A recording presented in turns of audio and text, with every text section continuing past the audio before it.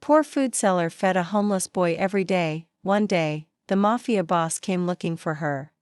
Drop a comment telling us which city you're watching from. And once the story ends, don't forget to rate it from 0 to 10. Oh, and make sure to follow our channel for more stories like this. Now, sit back and enjoy every detail. The smell of grease and charred meat clung to my skin like a second layer. One I could never quite scrub off no matter how hard I tried. It seeped into my hair, my clothes, the creases of my palms. At 3 o'clock in the morning, standing in my cramped bathroom with its cracked mirror and flickering bulb, I'd catch my own reflection and barely recognize the woman staring back. Dark circles carved shadows beneath my eyes. My hands, once soft, now bore burns and calluses that told the story of every day I'd spent hunched over my food cart. The city never slept, but it had its rhythms. Mine began at 4:30 each morning when the alarm clock's shrill cry dragged me from restless dreams. I'd dress in the dark, jeans worn thin at the knees, a faded t-shirt, the canvas shoes with holes I kept meaning to replace, and make my way through streets still drunk on darkness. The walk to my cart took 20 minutes. Past shuttered storefronts tagged with graffiti. Over sidewalks cracked and uneven, through alleys where shadows moved with purposes I never wanted to understand. My cart waited where I'd chained it the night before beside the construction site on 5th and Morrison. It wasn't much. A converted hot dog stand I'd bought third-hand with money I'd saved from my previous life. Back when I still believed in things like stability and tomorrow. The metal was dented, the paint peeling, but it was mine.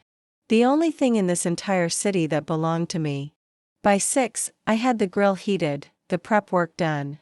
Steam rose from the surface as I laid out the first batch of breakfast sandwiches, eggs, cheese, a thin slice of ham when I could afford it. The morning crowd trickled in slowly. Construction workers with cement dust in their hair. Office cleaners finishing their shifts. People who, like me, existed in the margins, invisible to everyone who mattered. I kept my head down, made change, offered tired smiles that never quite reached my eyes. The routine was numbing, which was exactly what I needed. Numb meant I didn't think about the apartment I'd lost 6 months ago. Numb meant I didn't calculate how many meals I skipped, so my meager profits could cover the storage unit fee where I kept the few possessions I hadn't sold. Numb meant I could pretend this was temporary, that I was still the person I used to be. That's when I first saw him. The boy couldn't have been more than 8, maybe 9, too thin, with hollowed cheeks and eyes that held a weariness no child should possess. His clothes hung off his frame, a jacket 3 sizes too large, sneakers held together with duct tape. He appeared like a ghost at the edge of my cart's awning, hovering in that space between wanting and afraid to ask. I knew that look. I'd worn it myself not so long ago. "Hey," I called softly, not wanting to startle him. "You hungry?"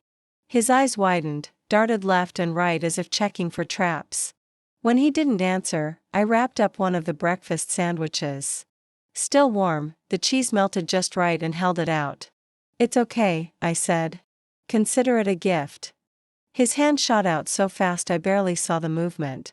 He snatched the sandwich and retreated 3 steps, unwrapping it with shaking fingers. The first bite he took was enormous. Desperate, I had to look away, my throat tight with recognition. He came back the next day and the day after that. We never spoke much. I'd make him a sandwich, sometimes 2 if the morning had been profitable, and he'd eat standing at the edge of my space, always ready to run. I learned his name was Tommy, that he lived around, that his favorite was when I managed to add bacon, the strips crispy and fragrant. "You don't have to keep feeding me," he said one morning, 3 weeks into our routine. His voice was small, uncertain. "I know," I replied, flipping eggs with practiced efficiency. "But I want to, because feeding him fed something in me, too. Some small piece of humanity I thought I'd lost when my world fell apart. When my ex-boyfriend drained our joint account and disappeared. When the eviction notice appeared on my door. When I realized no one was coming to save me. That I'd been a fool to ever think otherwise." The morning stretched into afternoon. The lunch crowd was always more demanding. People in suits who looked through me like I was part of the scenery. Teenagers who counted their change twice. Delivery drivers who ate standing up because time was money and they had none to waste. My feet ached. My back screamed. The smell of grease had long since stopped registering as anything but normal. Tommy showed up again around 2 o'clock, later than usual. His eyes were red, rimmed, and there was a fresh bruise blooming purple along his jaw. "What happened?" I asked, my hand stilling on the grill. "Nothing." He wouldn't meet my gaze. "Can I have a sandwich?" I made him two, added extra cheese, wrapped them carefully. When I handed them over, our fingers touched briefly. His were ice cold despite the summer heat. "Tommy, if someone's hurting you, I'm fine." The words came out sharp, defensive. "Thanks for the food." He vanished into the afternoon crowd before I could say anything else. The day wore on. The sun climbed higher, turning my cart into an oven. The awning providing minimal relief. Sweat dripped down my spine. Plastered my shirt to my skin. I served customers on autopilot, my mind elsewhere. Worrying about a kid who wasn't mine to worry about, who I had no right to protect beyond offering a sandwich and a smile. Evening descended slowly, painting the sky in shades of amber and violet. The construction site emptied out. Workers heading home to families and cold beers and lives that didn't revolve around survival. I began my closing routine, scraping down the grill, covering the condiments, counting the day's earnings with fingers that trembled from exhaustion. $234. After the cart rental, propane, supplies, and the fee for my parking spot, I'd clear maybe 40. Enough to buy groceries for the week if I was careful. Enough to slowly, painfully claw my way back to something resembling stability. I was loading supplies into the storage compartment when I felt it, that prickle of awareness that said I wasn't alone. The street had emptied out, the usual evening crowd thinned to nothing. The construction site stood silent, its skeletal framework casting long shadows across the pavement. A car idled at the corner. Not just any car, a black Mercedes with windows tinted so dark they looked like pools of ink. I'd seen plenty of expensive cars in this neighborhood, usually passing through on their way to somewhere better. But this one wasn't moving. It sat there, engine purring, and something about it made my skin crawl with instinctive dread. The back door opened. He emerged like smoke given form, all lean lines and controlled grace. Even from a distance, I could see he wasn't like the people who usually inhabited my world. His suit was dark, perfectly tailored, the kind that probably cost more than I made in 6 months. But it wasn't the clothes that made my breath catch. It was the way he moved. Deliberate, unhurried, like someone who'd never been told no, who'd never had to rush because the world operated on his schedule, not the other way around. 2 men flanked him immediately, materializing from the car with the synchronization of a well-rehearsed dance security. Their eyes swept the street in constant motion, hands resting near their jackets in a way that suggested weapons within easy reach. My heart began to hammer against my ribs. They crossed the street toward me, and I became acutely aware of how alone I was, how vulnerable. The nearest open business was 3 blocks away. My phone sat in my pocket, but who would I call? What would I say? As they drew closer, details emerged with painful clarity. The man in the center, because that's what he was, the center, the sun around which the others orbited, couldn't have been much older than 30. Dark hair styled with casual precision. Features that belonged on magazine covers, all sharp angles and aristocratic lines. But it was his eyes that froze me in place. Dark, intense, calculating. Eyes that saw everything and revealed nothing. He stopped 3 feet from my cart. Close enough that I could smell his cologne. Something expensive and woody that made my cheap surroundings feel even shabbier by comparison. His gaze swept over me in a single assessing glance that felt like being stripped bare. "You're the one who feeds the boy," he said. Not a question, a statement. His voice was low, smooth, with an accent I couldn't quite place. It wrapped around me like silk hiding razor wire. I tried to speak, but my throat had closed up, my mouth suddenly dry as desert sand. "Every day," he continued, taking another step forward. One of his guards moved with him, a shadow that never left his side. "For almost a month now. Tommy." The way he said the boy's name made my stomach drop. There was possession in it. Ownership. I don't. I started then stopped, my mind racing. Was Tommy his son? His nephew? Had I done something wrong by feeding him? He was hungry. You fed him. His eyes hadn't left my face, studying me with an intensity that made me want to shrink back, to disappear. Asked for nothing in return, expected nothing. There was something in his tone I couldn't read. Not quite approval, not quite suspicion. Something else entirely. He's a kid, I managed, finding my voice despite the fear crawling up my spine. Just a hungry kid. One corner of his mouth lifted. Not quite a smile, more like the ghost of one. It didn't reach his eyes, which remained as dark and fathomless as deep water. Most people walk past hungry children every day without seeing them. He tilted his head slightly, still watching me like I was a puzzle he was trying to solve. You're not like most people. I didn't know how to respond to that. Wasn't sure if it was a compliment or an accusation or something more dangerous than either. The silence stretched between us, thick with tension I didn't understand. Tommy is, he paused, choosing his words carefully, under my protection. Has been since his father made certain mistakes. The way he said mistakes sent ice through my veins. This wasn't a concerned relative. This was something else, someone else. The expensive suit, the security detail, the way he spoke in measured sentences that revealed nothing. It all clicked into place with sickening clarity. I didn't know, I whispered. I didn't mean to. You didn't mean to show kindness to a child. His head tilted again. Bird-like, predatory. An interesting thing to apologize for. He moved closer, and I instinctively stepped back, my hip colliding with the edge of my cart. His guards tensed, but didn't advance. He raised one hand in a subtle gesture, and they relaxed fractionally, though their eyes never stopped scanning our surroundings. What's your name? He asked softly. Everything in me screamed not to answer, to lie, to give him anything but the truth.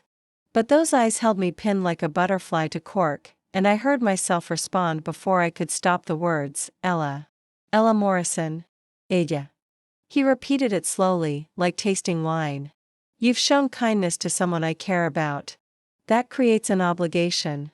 The way he said obligation made it sound like a chain rather than gratitude. I don't want anything, I said quickly.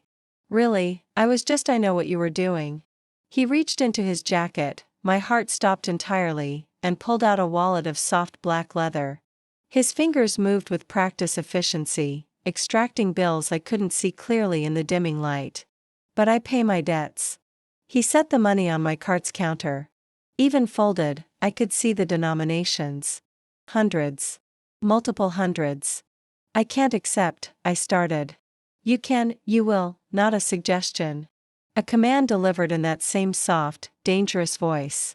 Because tomorrow and every day after when Tommy comes to you hungry, you'll feed him. You'll make sure he's safe. You'll tell me if anyone troubles him.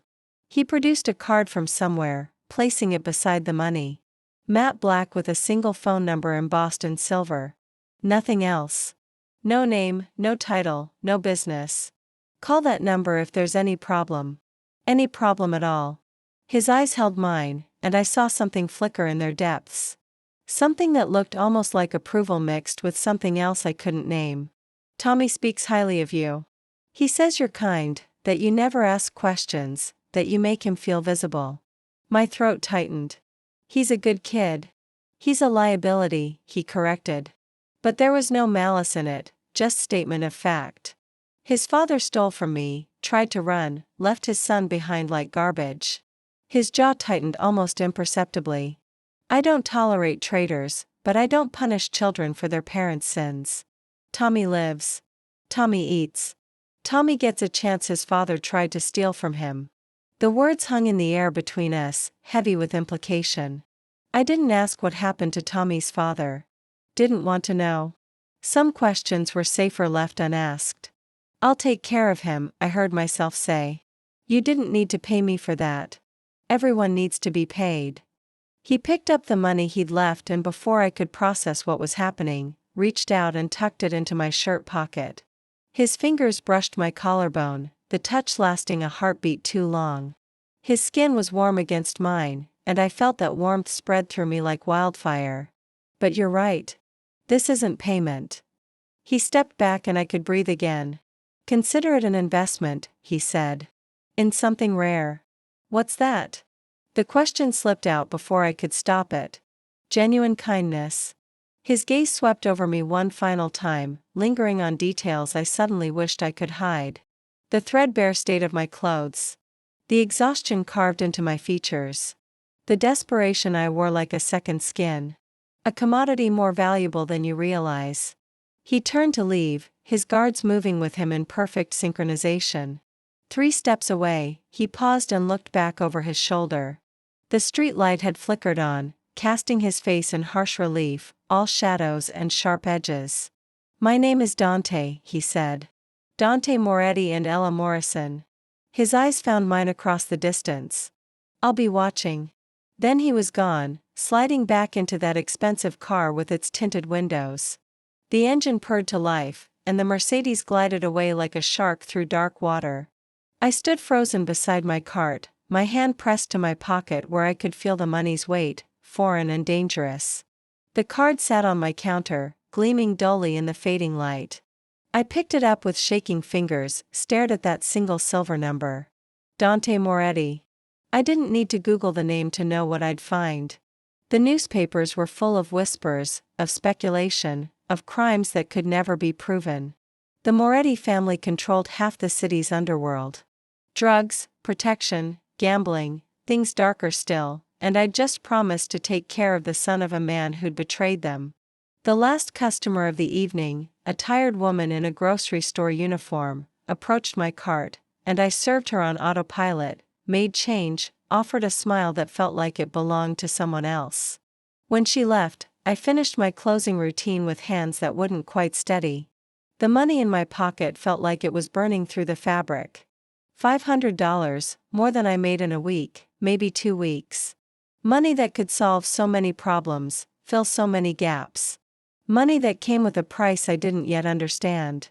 I pushed my cart toward the storage facility. My mind replaying every second of the encounter. The way Dante moved, the way he looked at me, the casual authority in every word, every gesture, the warmth of his fingers against my skin. Tommy appeared at my elbow without warning, making me jump. Did he come? The boy asked, his voice tight with something that might have been fear or hope or both. Yes, I said softly. What did he want? I looked down at him. This child caught in a world he hadn't chosen. Just like me, to make sure you're being taken care of. Tommy's expression was unreadable. Old. Too old. He always makes sure. That's what he does. He protects what's his. The way he said it sent a shiver down my spine. Am I in danger? I asked before I could stop myself. Tommy's eyes met mine, and I saw something there that made my blood run cold. We're all in danger, Ella. That's just the world we live in. But he paused, considering he won't hurt you. Not unless you betray him. And maybe not even then. Because what? Because he looked at you the way he looks at things he wants to keep. Sleep didn't come that night. I lay on the narrow cot in the corner of my storage unit, a space barely large enough to qualify as a room, smelling of cardboard and dust, and stared at the ceiling until my eyes burned. Every time I closed them, I saw Dante Moretti's face, those dark eyes studying me like I was something he was deciding whether to acquire or destroy. Tommy's words echoed in the darkness. He looked at you the way he looks at things he wants to keep. What did that mean? What could someone like him possibly want with someone like me? I was nobody. Nothing. A woman who sold breakfast sandwiches from a cart, who slept in a storage unit because she couldn't afford rent. Whose entire net worth could fit in 2 boxes and a duffel bag. The money sat on the plastic crate I used as a nightstand. Those crisp $100 bills arranged in a neat stack. I'd counted them 3 times. $500 exactly enough to change everything for a few weeks. Enough to be dangerous if it came with strings attached. And everything came with strings attached. Dawn broke gray and reluctant, clouds hanging low over the city like a lid on a pot. I went through my morning routine in a daze, washing my face in the communal bathroom, brushing my teeth, pulling my hair into the same ponytail I wore every day. The mirror showed me a woman who looked haunted, shadows beneath her eyes deeper than yesterday. The card, matte black with that silver number, went into my pocket. I told myself I was just keeping it safe, that I'd probably never use it, but my fingers found it throughout the morning, tracing its edges like a talisman. My cart was where I'd left it, chained to the bike rack near the construction site. The morning came alive slowly, the distant rumble of traffic, the sharp calls of gulls circling overhead, the metallic clang of workers arriving at the site. I heated the grill, prepped the ingredients, fell into the rhythm that kept me sane. But everything felt different now. The street looked the same, but I saw it through new eyes. That black sedan parked across the street. Was someone watching me? The man in the gray jacket who passed by twice. Was he one of Dante's people? I'd never noticed how many shadows existed in broad daylight. How many places someone could hide while appearing perfectly ordinary. Paranoia, I told myself. Just paranoia. Tommy arrived at his usual time, materializing from the morning crowd like he always did. But today, I saw the fear beneath his careful composure. The way his eyes swept the street before approaching, the tension in his thin shoulders. "Morning," I said, trying to sound normal. "The usual," he nodded, then hesitated. "He told you, didn't he, about my dad?" I cracked eggs onto the grill, focused on the simple task to avoid looking at him. "He told me your father made mistakes. That you're under his protection now." "Protection?" Tommy laughed. A bitter sound that didn't belong in a child's throat. "That's one word for it. What would you call it?" He was quiet for a long moment, watching me work. "Insurance. My dad stole from the Moretts. A lot. He thought he was smart enough to get away with it. He wasn't." His voice dropped to barely above a whisper. "Dante could have killed me. Should have probably. That's what usually happens. But he didn't. Why not?" "I don't know." Tommy's eyes found mine, and I saw genuine confusion there. "He showed up at our apartment the night after my dad ran. I thought that was it, you know, that I was done. But he just looked at me for a long time, then said I wasn't responsible for my father's choices, that I'd live if I followed his rules." "What rules?" "Don't run. Don't talk to cops. Don't trust anyone." He accepted the sandwich I wrapped for him. His fingers careful not to touch mine this time, and let him know if anyone threatens me or asks questions about him. The implication settled over me like a cold blanket. "So, you're what? A prisoner?" "No." He shook his head. "More like property, but he's not cruel about it. He makes sure I have a place to sleep, food to eat. Could be worse. Has been worse before." I wanted to argue, to tell him that no child should live like that, viewing basic care as luxury. But who was I to judge? I slept in a storage unit, skipped meals to save money, existed in the margins just like he did. "He asked about you," Tommy said suddenly. "Last night when I got home, wanted to know everything. How long you'd been feeding me, what we talked about, if you ever asked questions or seemed interested in anything besides making sure I ate." My heart kicked against my ribs. "What did you tell him?" "The truth. That you're kind? That you never pry? That you look tired all the time but still smile when I show up?" He paused. "That you're the only person in this whole city who sees me as a person instead of a liability or a tool, Tommy." He liked that answer. The boy's expression turned serious, older than his years. "Be careful, Ella. When Dante Moretti likes something, he doesn't let it go easily." He left before I could respond, vanishing into the crowd with his sandwich clutched in both hands. I stood there, spatula in hand, trying to process what he'd said, trying to understand what I'd walked into by showing basic human kindness to a hungry child. The morning crowd thickened. I served customers mechanically, my mind elsewhere. A construction worker asked twice about his order before I registered the question. A woman in business attire had to repeat herself 3 times. I was distracted, jumpy, seeing threats in every shadow. Around noon, a man approached my cart who didn't belong. He was too clean, too polished. His suit too expensive for someone who'd eat street food. Mid-40s with salt and pepper hair and cold eyes that assessed me like I was livestock. Ella Morrison, he asked. Every instinct screamed danger. Who's asking? Someone interested in your welfare. He smiled, but it never touched his eyes. I hear you've made some interesting friends recently. The Moretti family takes an interest in very few people. I'm curious why you're one of them. I don't know what you're talking about. No. His smile widened. Then perhaps you can explain why Dante Moretti himself visited your cart last night. Why he gave you money. Why he's suddenly very protective of a nobody food vendor who should be invisible to men like him. The threat was implicit but unmistakable. My hand moved to my pocket, fingers closing around that black card. I think you should leave. I think you should be smart. He leaned closer, his voice dropping. The Moretts have enemies, lots of them. Being under their protection can be just as dangerous as being their target. Maybe more so. You're a liability now, whether you realize it or not. And liabilities have a tendency to. Is there a problem here? The voice came from behind me, smooth and deadly as a knife blade. I didn't need to turn around to know who it was. My body recognized him before my mind caught up. That shift in the air, the sudden weight of presence that made everything else feel less significant. Dante Moretti stood 3 feet away, and I hadn't heard him approach. His guards flanked him, their eyes locked on the man across from me with predatory focus. Dante himself looked relaxed, almost casual, but there was something coiled about him. A snake about to strike. Mr. Moretti, the man said, and all the confidence drained from his voice. I was just what?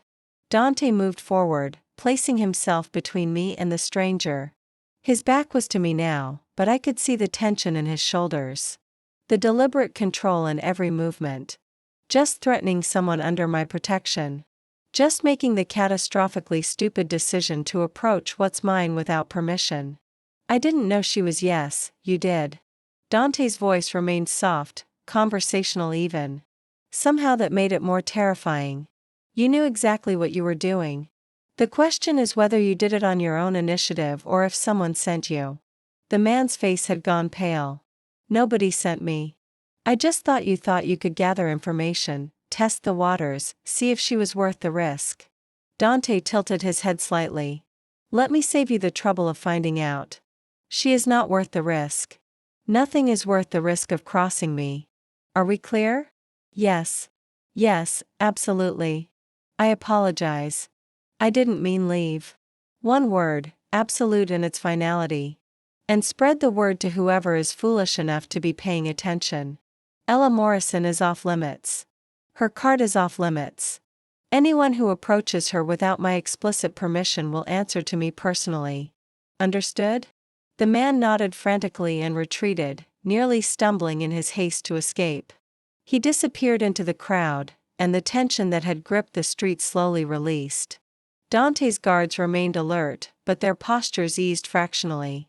Dante turned to face me and I saw something in his expression I hadn't seen before. Anger? Yes. But beneath it something that looked almost like concern. Are you all right? He asked. I nodded, not trusting my voice. My hands were shaking, adrenaline making my fingers tremble against the grill's edge. What did he say to you? That I'm a liability? The words came out barely above a whisper.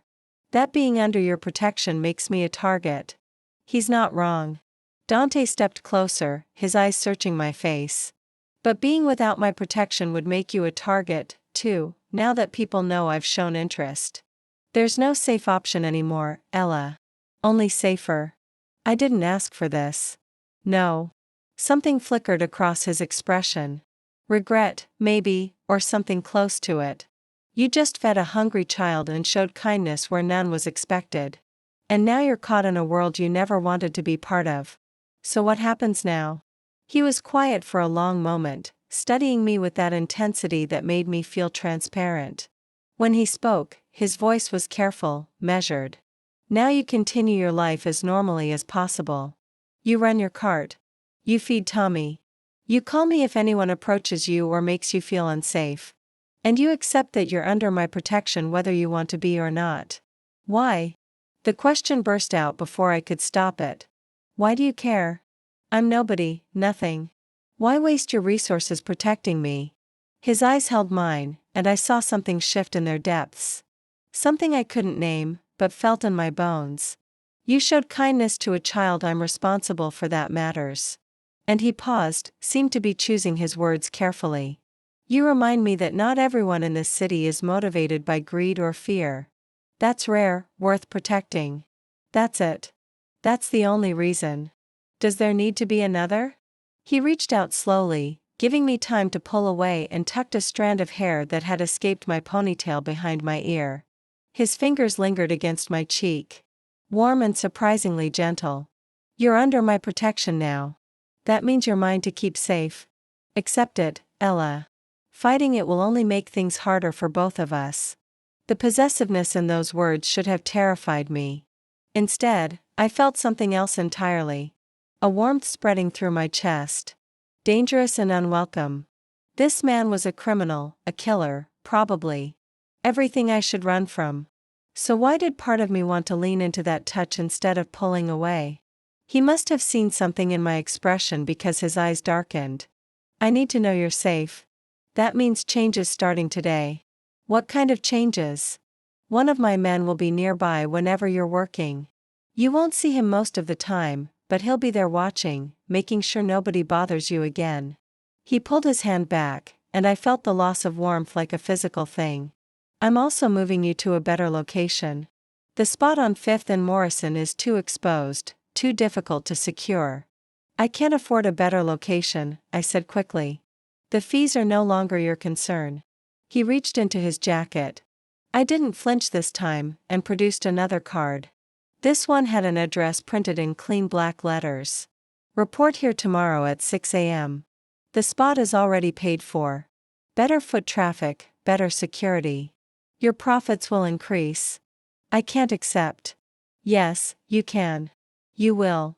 The same command from yesterday delivered in that same soft, implacable tone. This isn't charity, Ella. This is me protecting my investment. You're valuable to me now. That means I ensure you're in a position to remain valuable. The words should have made me feel like property, like something he owned. But the way he looked at me when he said it, like I was something precious, something worth guarding, made my stomach flip in ways I didn't want to examine. What if I refuse? I asked, needing to know if I had any choice in this. Then you'd be foolish. His expression softened slightly. But I don't think you're foolish. Stubborn perhaps. Proud, but not foolish. You know the situation you're in now. You know, refusing my help doesn't make you independent. It just makes you vulnerable. He was right. And I hated that he was right. Hated that I'd somehow stumbled into a trap without even knowing I was stepping into it. A trap baited with money and protection, and the dark promise in his eyes when he looked at me. Say yes, Ella, he said softly. Let me keep you safe. The words hung between us, heavy with meaning I was only beginning to understand. This wasn't just about Tommy anymore. Maybe it never had been. This was about something else entirely. Something that terrified me more than any threat from his enemies ever could. Okay, I whispered. Yes, the smile that crossed his face was genuine this time, reaching his eyes and transforming his features from dangerous to devastating. Good girl. He left then, his guards falling into formation around him as they moved toward that black Mercedes waiting at the curb. I watched him go, my heart hammering, my skin still tingling where he touched me. What had I just agreed to? The new location was in the heart of the financial district, nestled between a bank and a boutique coffee shop that charged $8 for a latte. When I arrived at 6 the next morning, pushing my cart through streets still slick with overnight rain, I almost turned around 3 times. This wasn't my world. The buildings here gleamed with glass and steel, their surfaces reflecting the pre-dawn sky in shades of gray and pink. Men in thousand suits would pass by. Women in designer heels clicking against pristine sidewalks. They wouldn't stop at a food cart run by someone like me. They wouldn't even see me. But the spot Dante had secured was prime real estate. A corner position with heavy foot traffic protected by an awning that actually looked structurally sound. A small metal plate attached to the ground marked it as reserved. And when I read the name engraved there, my stomach dropped. Moretti Enterprises. He'd put his name on it, claimed this space, and by extension claimed me. I sat up slowly, my hands moving through familiar motions while my mind raced. A man in a gray suit stood across the street reading a newspaper. He'd been there when I arrived, and something about his stillness, the way his eyes tracked my movements over the paper's edge, told me he was one of Dante's people, my shadow, my guard. The knowledge should have comforted me. Instead, it felt like a collar tightening around my throat. The morning crowd started earlier here. First came the joggers, lean and focused, designer athletic wear clinging to gym-sculpted bodies. Then the early shift workers, administrative assistants, junior analysts, people climbing ladders I'd never even see the bottom rung of. They eyed my cart with curiosity, some with disdain, but enough stopped to make the morning profitable in ways I'd never experienced. By 8 a.m., I'd served more customers than I usually did by noon. The money piled up in my cash box. 5s, 10s, the occasional 20 from someone too important to wait for change. My hands ached from the constant motion, but it was a good ache. A productive ache. Tommy found me around 9, weaving through the crowd with the ease of long practice. He stopped dead when he saw the new location, his eyes going wide. "He moved you," he said. And there was something in his voice I couldn't identify. To his territory? His territory? The financial district? The Moretts own half the buildings here, have protection contracts with the other half. Tommy accepted the sandwich I offered. But his expression remained troubled. "This isn't just a better spot, Ella. This is a statement. He's telling everyone in the city that you're his." The word has sent heat through me that I tried desperately to ignore. "I'm not anyone's. That's not how it works." Tommy's old eyes met mine. "Not in this world. You're under his protection on his property, taking money from people who do business with him. That makes you his whether you agreed to it or not." I didn't agree to anything except accepting his help. "Same thing." He bit into the sandwich, chewed thoughtfully. "Be careful, Ella. I've seen how he looks at you. It's different from how he looks at other people. More intense. Like you're something he's afraid will disappear if he looks away." Before I could respond, a woman approached the cart. Mid-30s, beautiful in the way that came from expensive maintenance rather than genetics. Her suit was designer, her jewelry understated, but clearly costly. She looked at me the way someone might look at an interesting insect, curious but distant. "So, you're the one?" she said, her voice carrying the crisp consonants of private school education. The food vendor Dante's suddenly so protective of. I stiffened, remembering the man from yesterday. But this felt different. Less threat, more assessment. "I'm just running my cart," I said carefully. Her eyes traveled over me, cataloging every detail. My worn clothes, my tired face, the grease stains I could never quite wash from my fingernails. "I'm curious what he sees in you. You're not his usual type." "I don't know what you mean." "Don't play stupid. It doesn't suit you." She leaned against the cart, too close, invading my space with practiced ease. "Dante Moretti doesn't protect people out of altruism. He doesn't move them to prime locations. And assign personal security for charity. So what are you to him? What service are you providing that makes you worth all this effort?" The implication was clear and it made my face burn. "I feed a child who's under his protection. That's all. That's all." She laughed, the sound sharp and knowing. "Darling, men like Dante don't reorganize their territories for someone who's just feeding a child. They barely reorganize for their own families. So, either you're incredibly naive or you're lying to yourself about what this is." "Who are you?" I asked, my voice sharper than intended. "Someone who's known Dante a lot longer than you have. Someone who's seen him destroy people for far less than what you're doing." Her smile was all edges. "Consider this friendly advice. Whatever game you think you're playing, you're out of your league. The Moretti family doesn't do simple. They don't do innocent. Everything comes with a price and eventually Dante will expect you to pay it." She walked away before I could respond, her heels clicking a staccato rhythm against the sidewalk. I stood frozen, my hands gripping the cart's edge hard enough to hurt. Tommy had gone pale. That was Isabella Russo. Her family does business with the Moretts. If she's noticing you, it means everyone's noticing you. Great, I muttered. Just what I needed. The rest of the morning passed in a blur. More customers, more money, more curious glances from people who seemed to know something I didn't. The man across the street never moved. His presence a constant reminder that I was being watched, protected, controlled. Lunch service was chaos. The financial district came alive at noon. Sidewalks flooding with people desperate to grab food before their next meeting. I worked nonstop for 2 hours, barely keeping up with demand. My shirt stuck to my back with sweat. My feet screamed in protest, but the money kept piling up. $300 by 2 p.m., more than I usually made in 2 days. When the crowd finally thinned, I allowed myself a moment to breathe. Leaned against the cart, rolled my shoulders, tried to process everything that had happened in the last 48 hours. That's when the Mercedes pulled up. It was a different car this time. Still black, still expensive, but sleeker somehow.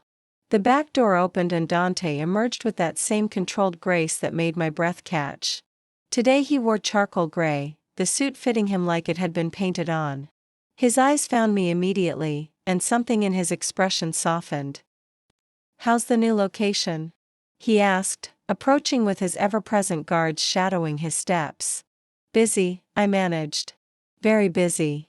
"Good." He gestured to the cash box I hadn't bothered to hide. "Your profits." I nodded, suddenly self-conscious about the crumpled bills and scattered change. "Count it," he said. "I don't need to."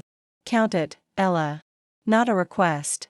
My hands shook slightly as I sorted the bills, stacking them by denomination. When I finished, the total made my throat tight. $347. More than I'd made in my best week at the old location. Dante watched me count, his expression unreadable. When I finished, he pulled out his wallet and added 5 crisp hundreds to the pile. "What are you doing?" I asked. "Making sure you understand your value." He pushed the money toward me. "This is what you should be making every day. This is what you're worth in the right location with the right protection. Remember that. I can't keep taking your money. You're not taking it. You're earning it. There's a difference." His eyes held mine, intense and unwavering. "I protect what's mine, Ella. Part of that protection means ensuring you can survive, even thrive. Otherwise, what's the point?" There was that word again, mine. It should have made me angry. Should have made me rebel against the possessiveness inherent in it.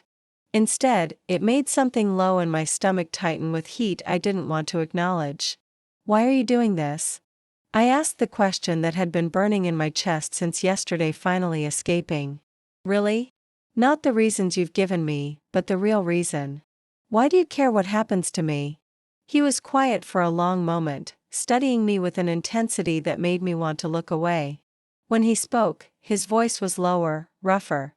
"Because when I look at you, I see something I thought didn't exist anymore in this city.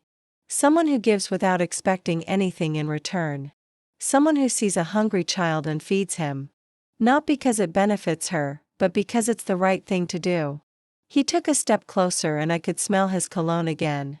All wood and spice. "That kind of goodness is rare, Ella. Worth protecting. Worth keeping." "I'm not that good," I whispered. "You don't know me. You don't know what I've done, the mistakes I've made.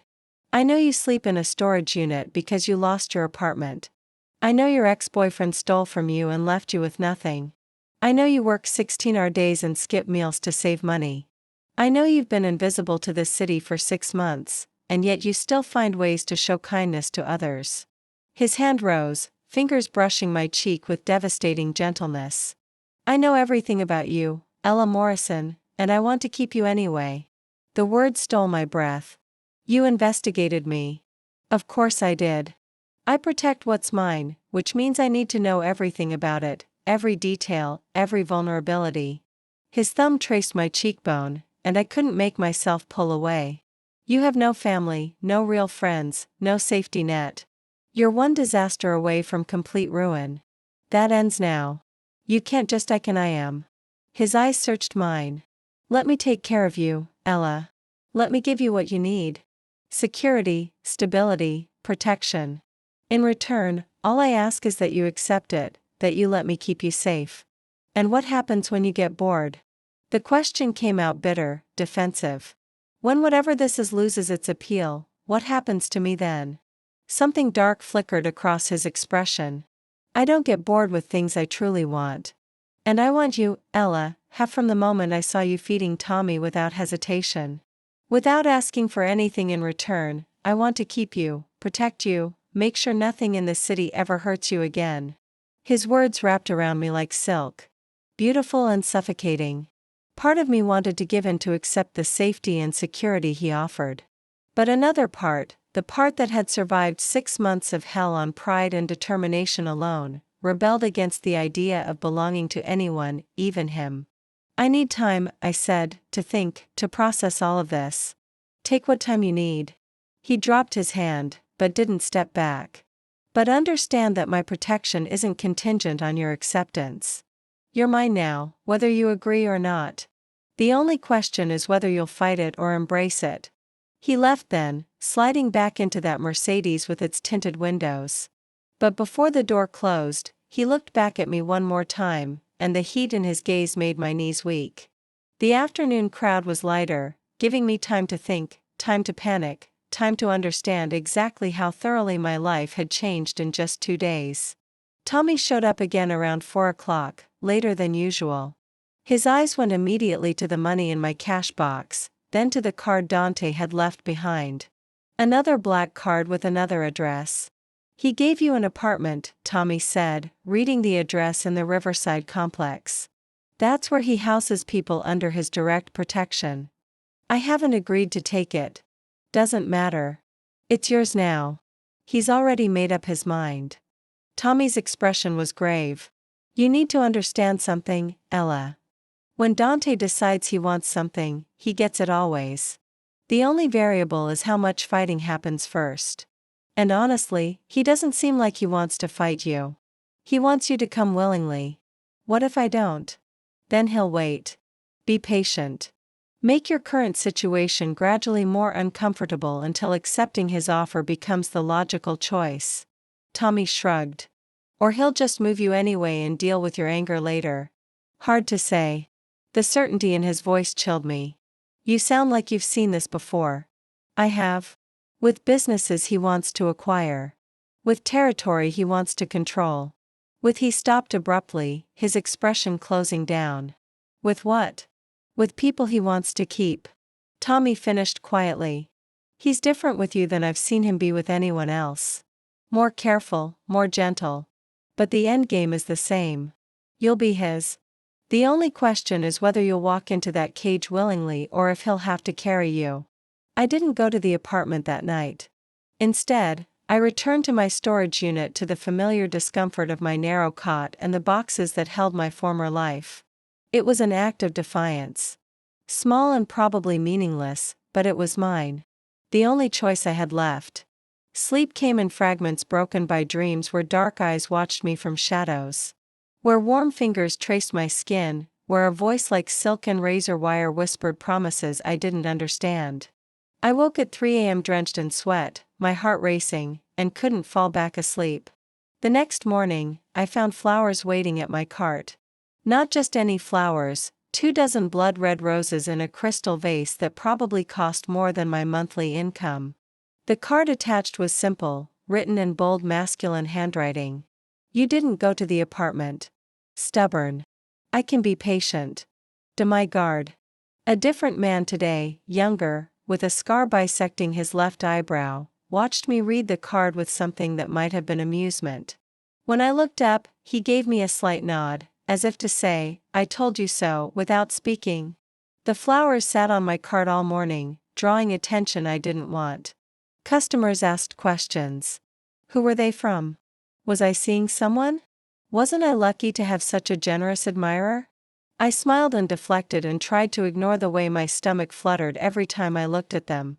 Dante didn't appear that day, or the next, or the day after that, but his presence was everywhere. In the flowers that arrived each morning, roses, then lilies, then orchids so exotic I had to look up their names. In the customers who suddenly became more polite, more generous with tips, clearly aware of who was protecting me. In the seamless way, problems disappeared before I even knew they existed. A health inspector who showed up, looked at my permits, and left with a satisfied nod.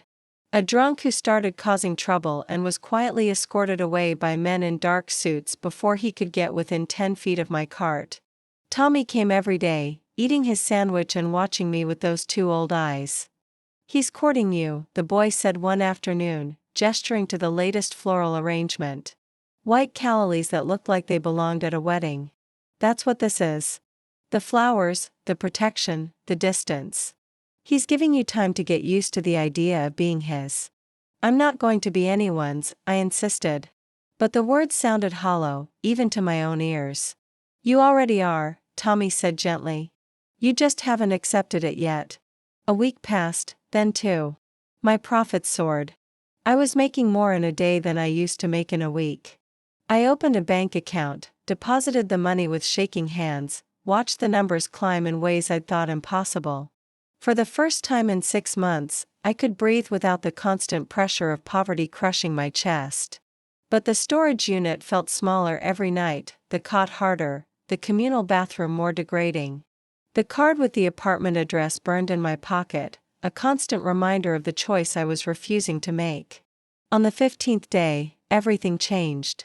I was closing up, the evening crowd thinning to nothing when a car pulled up that wasn't the familiar Mercedes. This one was sleek and silver. Expensive, but not ostentatious. The woman who emerged made my stomach drop.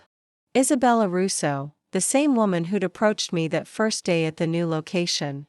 She walked toward my cart with predatory grace, her smile sharp enough to cut. My guard tensed across the street, his hand moving toward his jacket, but she waved him off with casual dismissal. "Don't worry," she called to him. "Just a friendly conversation between women." She stopped in front of me, her eyes cataloging the flowers, the money in my cash box, the way I'd clearly thrived under Dante's protection. Something dark flickered across her expression. "You're doing well," she said. "Better than well. Dante's been generous with you." "What do you want?" I asked, exhaustion making me blunt. To understand, she leaned against the cart. Too close again, invading my space. "What you have that I don't? What makes you special enough to capture Dante Moretti's attention so completely that he's neglecting everything else?" "I don't have anything." "Don't lie," her voice sharpened. "I've known Dante for 5 years, done business with him, attended his events, made myself available in every way that matters.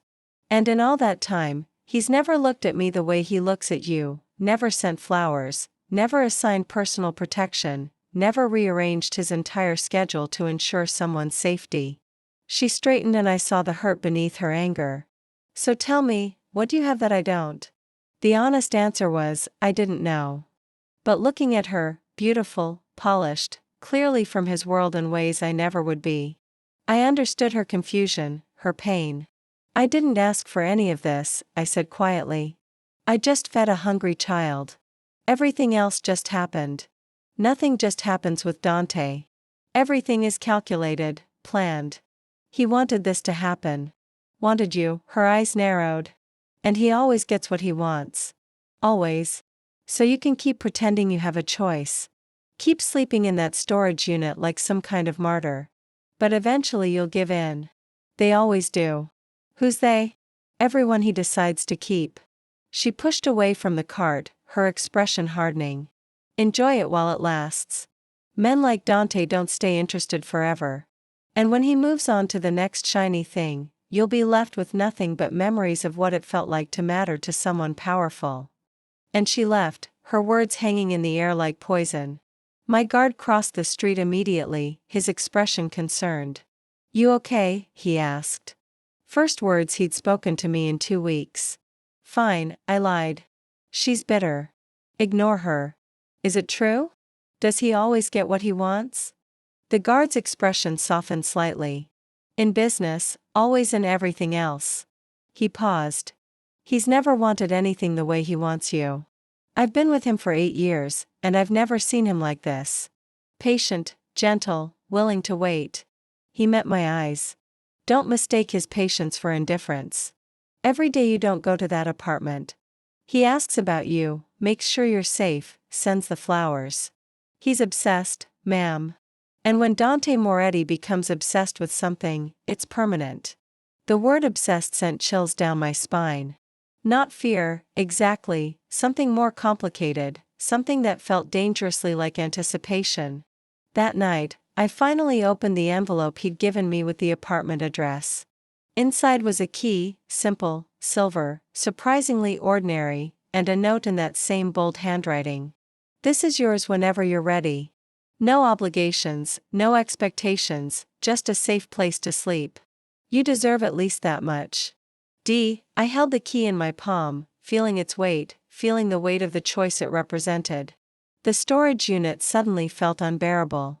The walls too close, the air too stale, the reminder of everything I'd lost, too painful to endure for one more night. I packed my 2 boxes and duffel bag. Called a cab I could finally afford. Gave the driver the address with hands that wouldn't quite steady. The Riverside complex was everything I'd feared it would be. Gleaming glass and modern architecture. A doorman who greeted me by name. Elevators that moved with whisper-quiet efficiency. The apartment was on the 12th floor. And when I opened the door, I had to grip the frame to stay upright. It wasn't just an apartment. It was a home. Hardwood floors gleamed in the ambient lighting. Floor-to-ceiling windows showed a view of the city that took my breath away.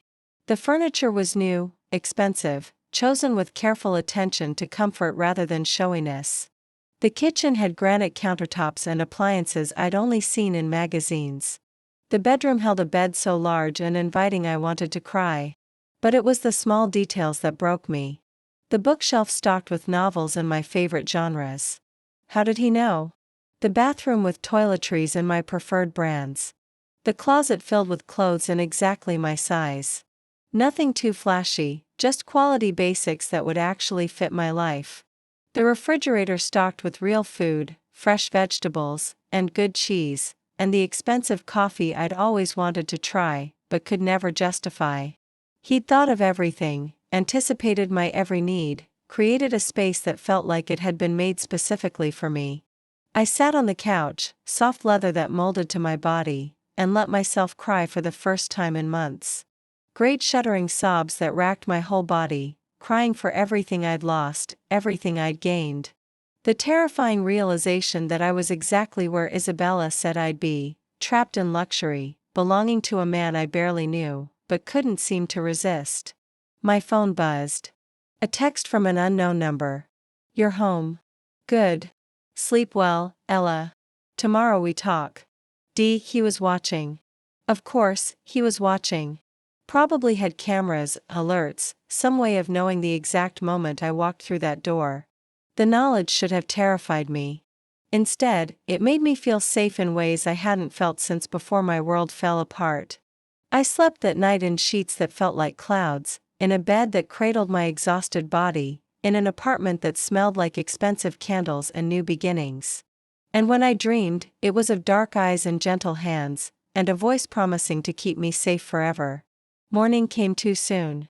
I woke disoriented, forgetting where I was until the unfamiliar comfort registered. Sunlight streamed through windows I'd forgotten to cover, painting everything gold. For a moment, just one perfect moment, I let myself pretend this was my life, that I deserved this, that accepting it didn't mean surrendering everything I was. My phone buzzed again. Another text. Car will pick you up at 5:30 a.m. Don't bring your cart. You're done with that. Deep panic flared in my chest. The cart was mine. My independence. The one thing I'd built from nothing. He couldn't just take it away. I typed back quickly. I'm not done with the cart. It's my business. His response came immediately. You're right. It's your business. Which is why I'm not taking it away. I'm expanding it. Trust me. Get in the car. Trust him. The man who'd investigated every detail of my life. Who'd moved me like a chess piece. Who'd created a gilded cage so beautiful I'd walked into it willingly. But what choice did I have? Fighting him meant losing everything I'd gained. Accepting him meant losing everything I was. At 5:30, I got in the car. The driver said nothing, just navigated through early morning streets with practiced efficiency. We drove for 20 minutes, leaving the financial district behind, heading toward the waterfront. My confusion grew with every passing block. Then I saw it. A restaurant. Small but beautifully designed with floor-to-ceiling windows facing the harbor. The sign above the door read Ella's in elegant script. Workers moved inside, putting finishing touches on what was clearly a nearly complete renovation. The car stopped. The driver opened my door. "Mr. Moretti is waiting inside." I walked toward the entrance on legs that felt numb. Pushed open the door to find Dante standing in the center of the empty dining room, his hands in his pockets, watching me with an expression I couldn't read. "What is this?" I asked. "Yours?" He gestured to the space around us. "Your restaurant, your business, your future if you want it." "I don't understand." "You showed me you could run a business feeding people from a cart. Imagine what you could do with a full kitchen, a staff, a real location." He moved toward me slowly, giving me time to process. "I'm not taking away your independence, Ella. I'm giving you the resources to expand it. To become everything you're capable of being." "Why?" The word came out broken. "Because you deserve it. Because I want to give it to you. Because seeing you succeed makes me feel something I haven't felt in years." He stopped in front of me, close enough that I could feel his warmth. "Because you're mine and I take care of what's mine. I didn't agree to be yours. You moved into the apartment." His eyes held mine. "That was agreement enough. Taking shelter isn't the same as, isn't it?" He reached out, fingers tilting my chin up, so I had to meet his gaze. "You accepted my protection, my home, my care. You let me into your life, Ella. That makes you mine, whether you want to admit it or not." "And what do you get out of this?" I asked. "What's the price for all this generosity?" "You." Simple, direct, devastating. "I want you, Ella Morrison, in my life by my side, under my protection permanently. I want to wake up knowing you're safe. Want to see you build something beautiful. Want to watch you thrive instead of just survive." His thumb brushed my lower lip. "I want you to be mine in every way that matters." The words hung between us, heavy with promise and threat in equal measure. I should have pulled away, should have said no, should have run from this man who'd systematically dismantled every wall I'd built around myself until I stood before him exposed and vulnerable. Instead, I asked the only question that mattered. "And if I say yes, if I agree to be yours, what does that actually mean?" Something shifted in his expression. Relief maybe, or satisfaction at a victory he'd known was inevitable from the start. His hand cupped my cheek, thumb tracing my cheekbone with devastating gentleness. "It means you stop fighting me. Stop pretending you don't feel this thing between us." His voice dropped lower. "Intimate. It means you let me take care of you the way I've wanted to since the moment I saw you feeding Tommy without hesitation. It means you accept that you matter to me more than you should. More than is probably wise, but undeniably." "I don't know how to be what you need," I whispered. "You already are." He leaned closer, his forehead nearly touching mine. "You think I want someone from my world? Someone who understands the violence and the compromise in the darkness. I have enough of that. What I need, what I want is you. Exactly as you are. Kind, stubborn, resilient, real." "I'm scared." The admission escaped before I could stop it. "Good. Fear means you understand the weight of this." "But Ella," his eyes searched mine. "I would never hurt you. Never let anyone else hurt you. You're the one thing in my entire life that's untouched by the ugliness of what I do. I want to keep you that way. You can't protect me from everything. Watch me. Not arrogance. Promise. Say yes, Ella. Stop running from the only person who wants to see you succeed." I thought about the past 2 weeks. The flowers arriving each morning like clockwork. The way problems disappeared before I knew they existed. The apartment that felt more like home than anywhere I'd lived in years. The restaurant standing before me now, built on nothing but his belief that I deserved better. He wasn't asking me to change. wasn't demanding I become someone else. He was asking me to let him help me become more of who I already was. Yes, I breathed. Okay. Yes. The kiss came swift and sure, his mouth claiming mine with barely restrained hunger. I gasped against his lips and he swallowed the sound, one hand tangling in my hair while the other pulled me flush against him. He tasted like coffee and mint and something darker, more dangerous.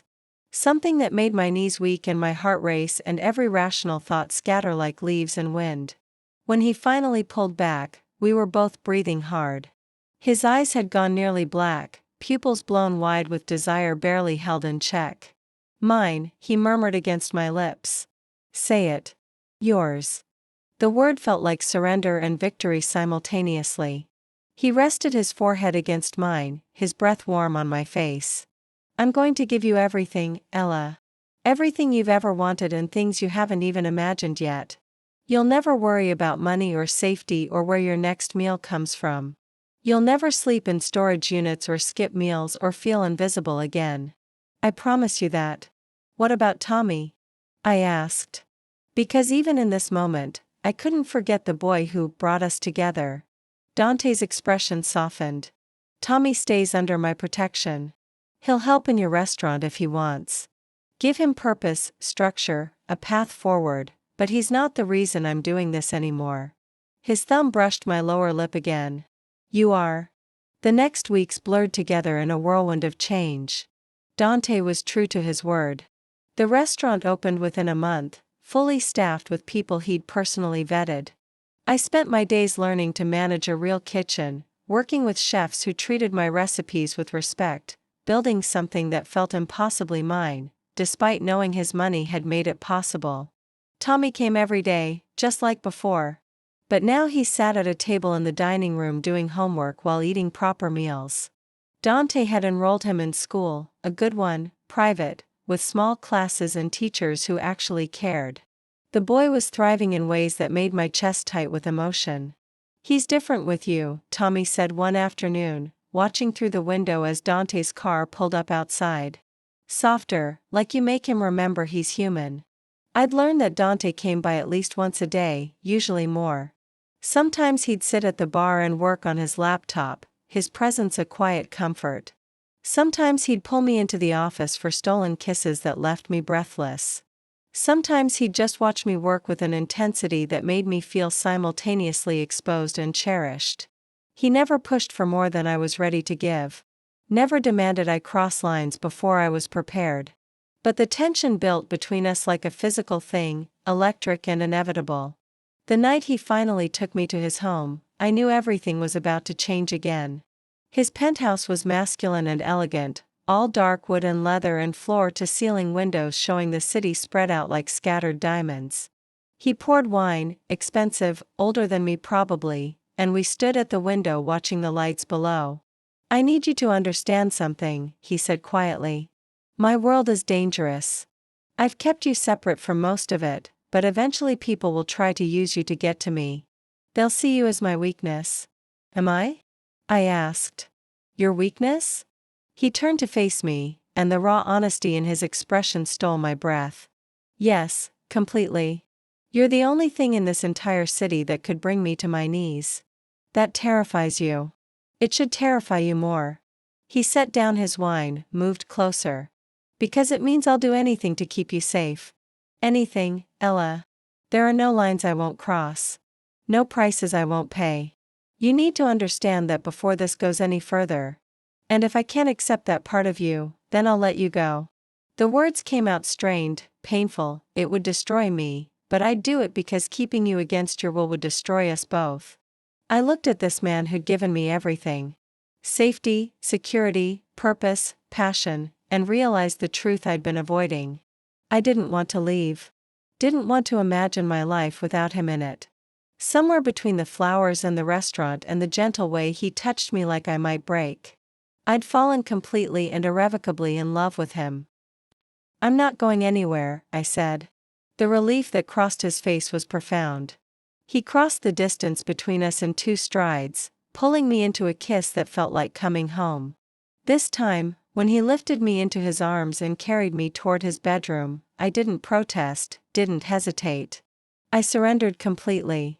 That night, tangled in sheets that smelled like him, his body warm against mine, and his arms holding me like I was something precious, I finally understood what Tommy had meant all those weeks ago.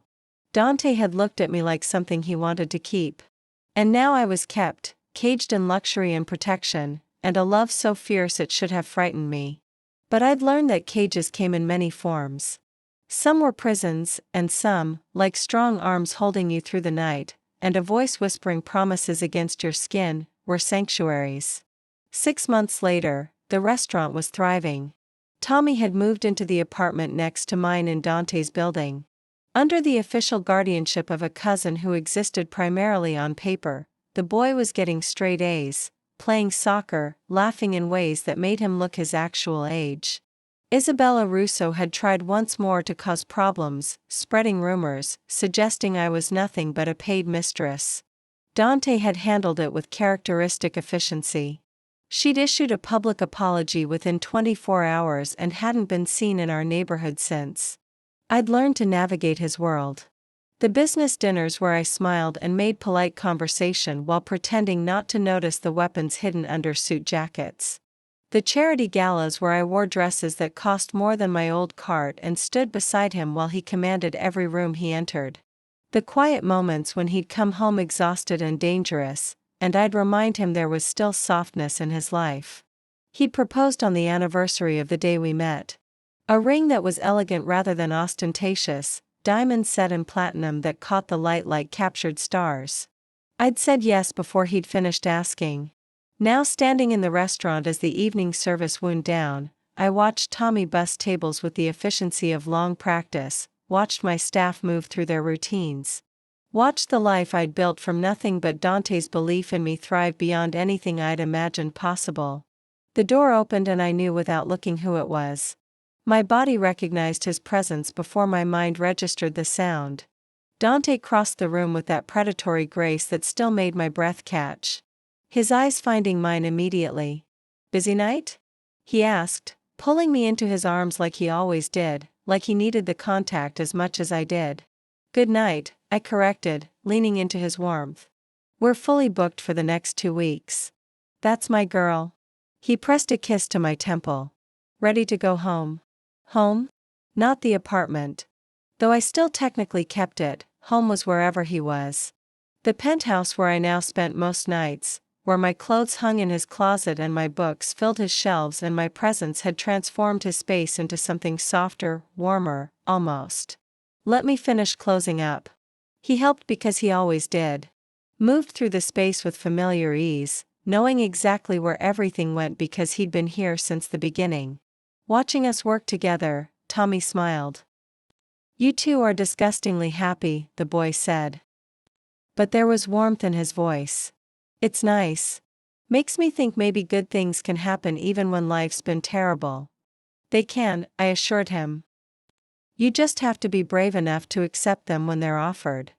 Later in Dante's car, with the city lights blurring past, his hand found mine in the darkness. His fingers laced through mine, thumb stroking my ring in a gesture that had become habit. "Do you regret it?" he asked quietly. Saying yes to me, I thought about the woman I'd been invisible, exhausted, barely surviving. Thought about the woman I was now, successful, protected, loved beyond measure.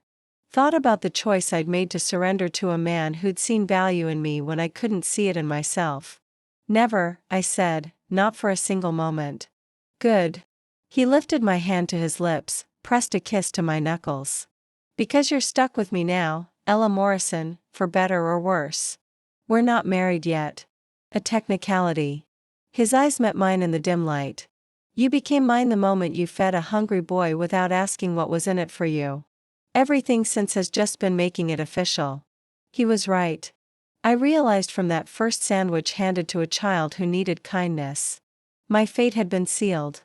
I'd walked into Dante Moretti's life without knowing it. And he'd refused to let me walk back out. Some might call it a trap, a cage, a loss of freedom. But wrapped in his arms that night, safe and cherished and loved with an intensity that still took my breath away. I knew the truth. I hadn't lost my freedom. I'd traded survival for living. Loneliness for belonging, invisibility for being seen so completely that hiding was impossible. Dante Moretti had claimed me, body and soul. And I'd claimed him right back. The city spread out below us as we drove through the night, full of people struggling and surviving and hoping for better. I'd been one of them once. Now I was something different. Someone who'd learned that sometimes the most dangerous choices led to the most beautiful destinations. Tommy was safe. The restaurant was mine. And the man beside me, this beautiful, dangerous creature who'd systematically dismantled my defenses and rebuilt my life into something extraordinary, was mine to keep. Some fairy tales ended with true love's kiss. Mine ended with a kiss from a man whose hands were stained with darkness, but who'd used them to build me a kingdom of light. Who'd looked at a poor food vendor and seen someone worth keeping, who'd turned my simple act of kindness into a love story neither of us had seen coming. And in the end, that was more than enough. It was everything. Your participation means a lot to the channel. Please share your thoughts in the comments. Thank you for watching. If you enjoyed this story, please subscribe to our channel and leave a comment below letting us know what you thought. Your feedback and support mean a lot to us. Stay tuned for more exciting stories.